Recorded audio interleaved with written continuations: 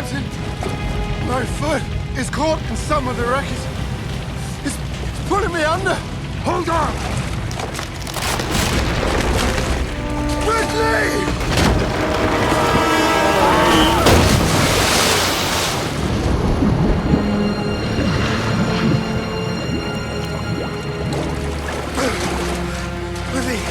Ridley! No!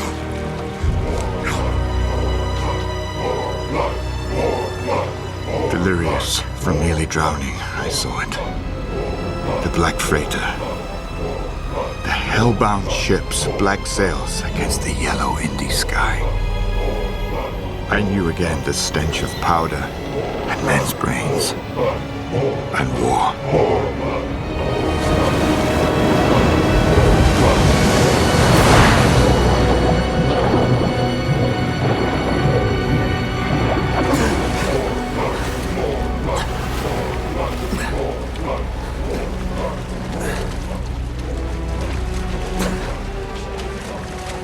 The waves about me were scarlet, foaming, horribly warm in the freighter's wake. In despair, I offered my weathered soul to Almighty God, His mercy and His judgment. What do you think, kid?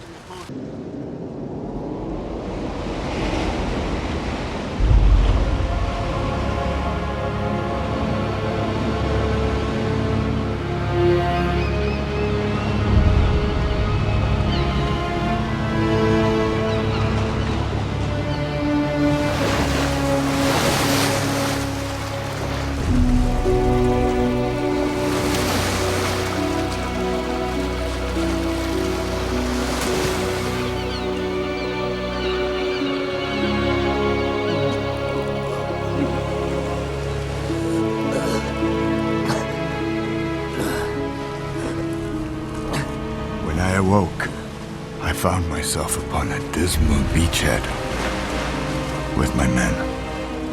Pieces of my men.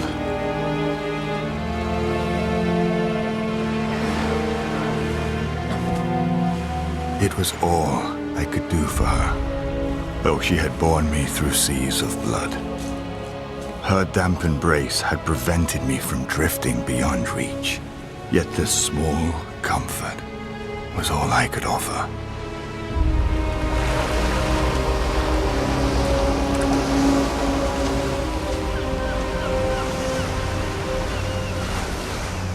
One of my crew lay ahead. Birds were eating his thoughts and memories. Away! Down! Jack, get away! In hell, at least the gulls are contented. For my part, I beg that they should take my eyes, thus sparing me future horrors.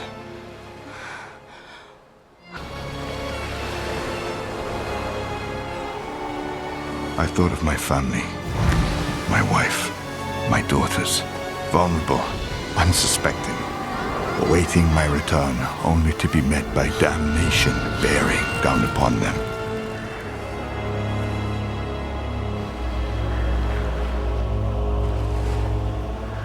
Hey! Over here! Here!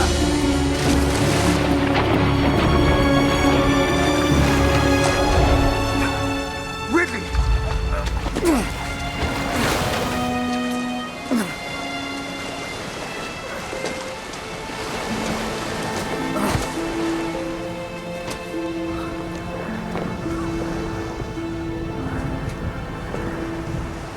A sail. Ridley had brought me a sail. Perhaps this could be my route back to Davidstown. Everything I loved, everything I lived for, depended on my reaching home in advance of that terrible freighter.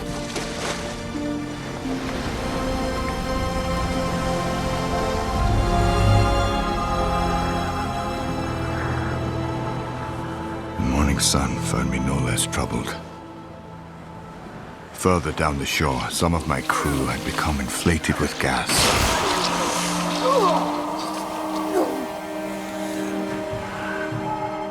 I shuddered at my own idea, attempting to banish this repulsive notion.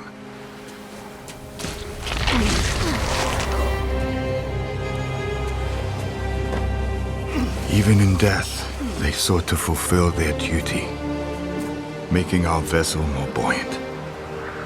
And I would do my duty to them in returning them home. Rudely jarring my men from eternal rest, and laying them in the bed I prepared, I hoped my wife and daughters might be tucked in by gentler hands when their turn came.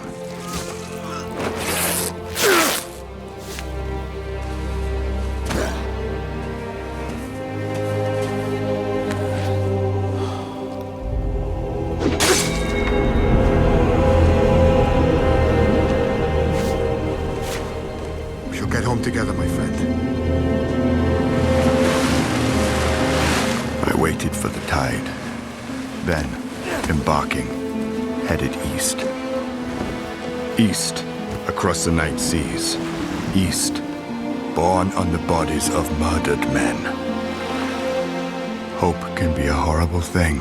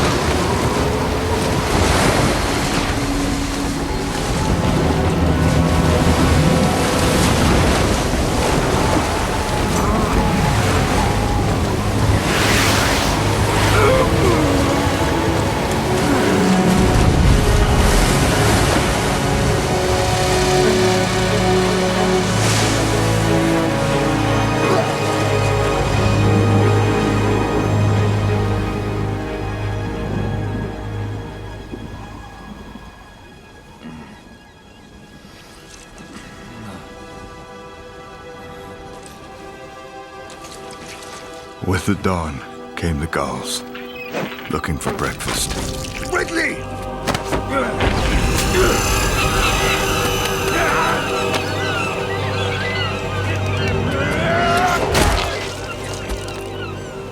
I was reminded that I myself had not eaten.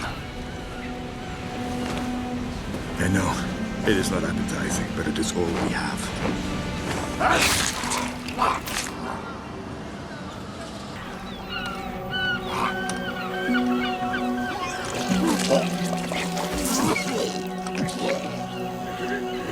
Whoever we are, wherever we reside, we exist on the whim of murderers.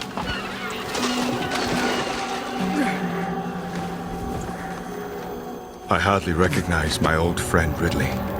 I could not bring myself to tell him he was a horrible reflection of his former self.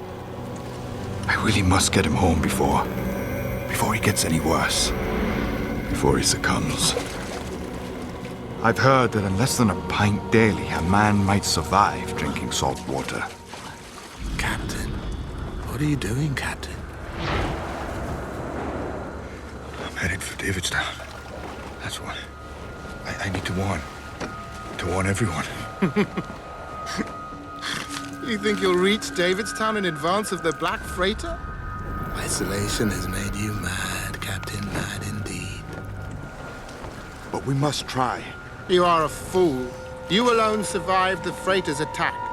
Fortune has smiled upon you, and you spit in its face. Turn your wretched craft around and go Far away as you can. No, my family. I must protect them. The Black Freighter is already there. Your wife dead. Your children dead. Shut your mouth. You have failed your family. Like you have failed your crew.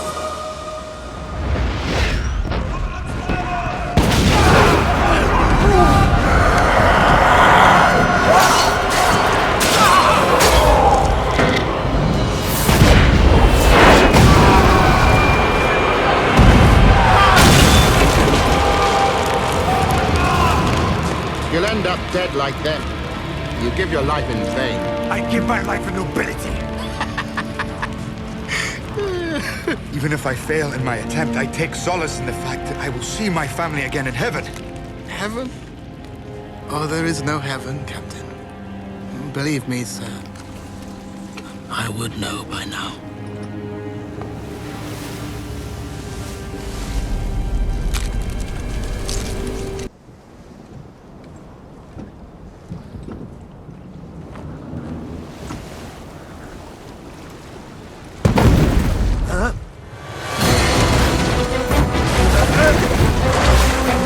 Know this, my friends.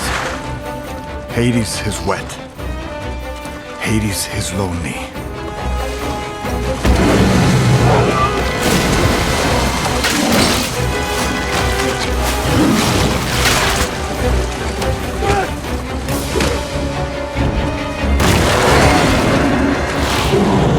And in that instant, we knew each other.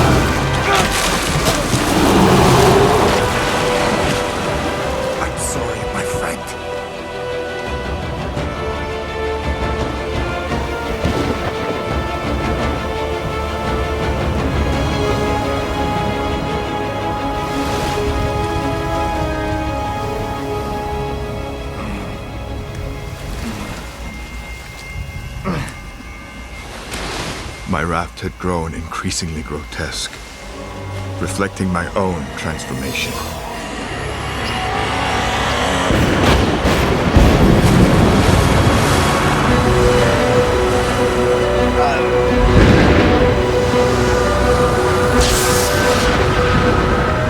Adrift, my darkest imaginings welled up unchecked, spilling from brain to heart like black ink, impossible to remove.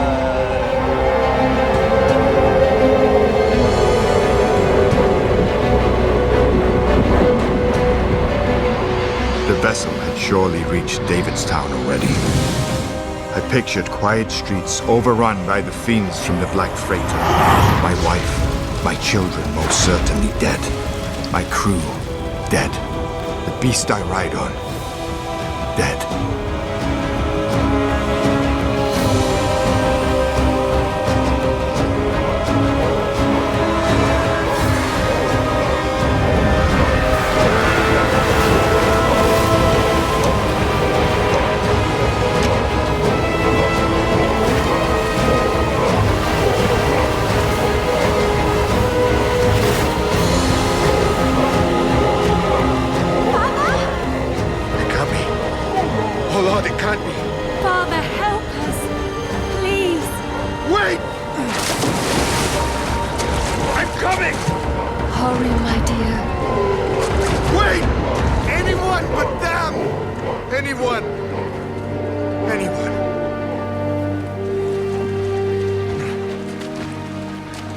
I'd swallowed too much seawater. I'd swallowed too much horror. God has damned me. God has damned us all. Truly, life is hell, and death's rough hand our only deliverance. I can endure no more. I want to join my family. Desperately.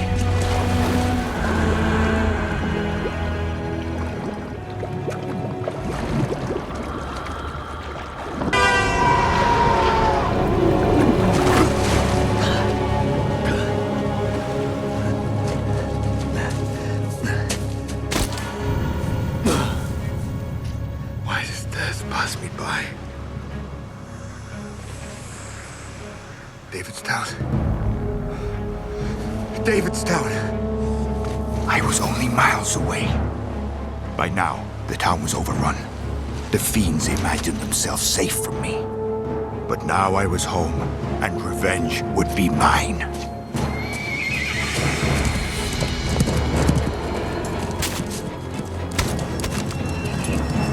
No, not the brigands from the Black Freighter. The man I recognized, a moneylender from Davidstown. With Davidstown certainly captured, why would this scoundrel and his wench be allowed free passage for this midnight tryst? Had he collaborated? Had he betrayed my people, my family?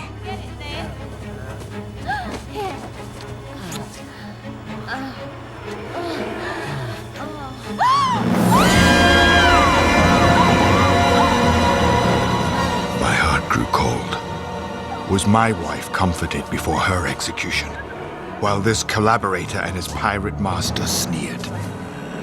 My decision was hurried, but not difficult.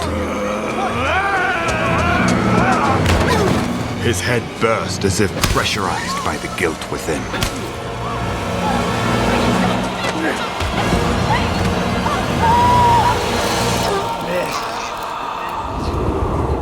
A buccaneer's whore deserves no pity. Two figures had ridden here. Two must ride back.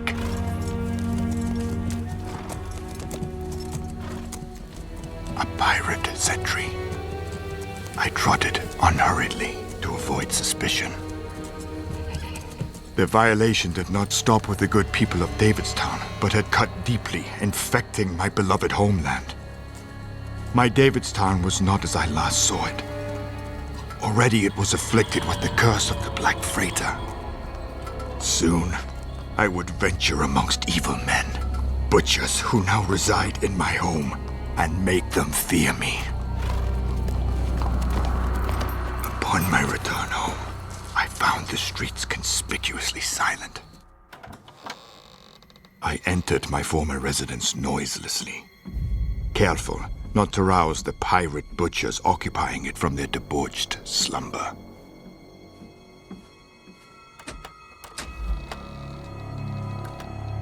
Unaware that death was amongst them, they would know its dark embrace without ever understanding why. One, however, was awake, frantic, lest he should raise alarms. I set upon him as he entered the night-wrapped chamber. No pirates come, but something worse. Father! I look up into faces familiar, safe for their terror.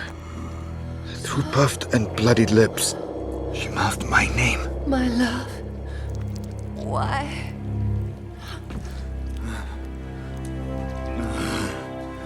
There came an understanding so large, it left no room for sanity.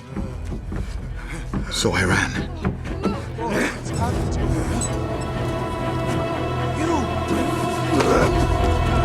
The knowledge of my damnation paced me, shouting, celebrating its awful victory. My deduction was flawless. The Black Freighter was heading to Davidstown. It should have arrived. Eventually, I came to a dismal black ocean stretching endlessly before me. How had I reached this appalling position with love, only love, as my guide? The moneylender floated at my feet. Noble intentions had led me to atrocity. The righteous anger fueling my ingenious, awful scheme was but delusion. Where was my error? Planning to resume my flight, I raised my head and saw her. The vessel seemed to be waiting, not hovering to strike. And gradually I understood what innocent intent had brought me to, and waded out beyond my depth. The unspeakable truth loomed unavoidably before me as I swam towards the anchored freighter. Its dark and lurching mast filled all my vision. All my well-meaning plans had come to this. The world I tried to save was lost beyond recall. A rope snaked down. Sputtering, I grabbed it. And from the decks above, a cheer went up, both gross and black, its stench affronting heaven. There had been no plan to capture Davidstown. They'd come to wait until they could collect the only prize they valued. Claim the only soul they truly wanted.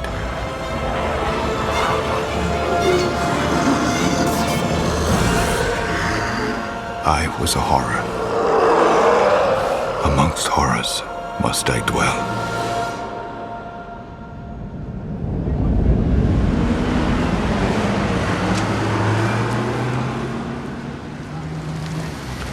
this shit don't make no sense. You're telling me. Sorry, but you can keep this garbage. Wasting all my damn time. Hey,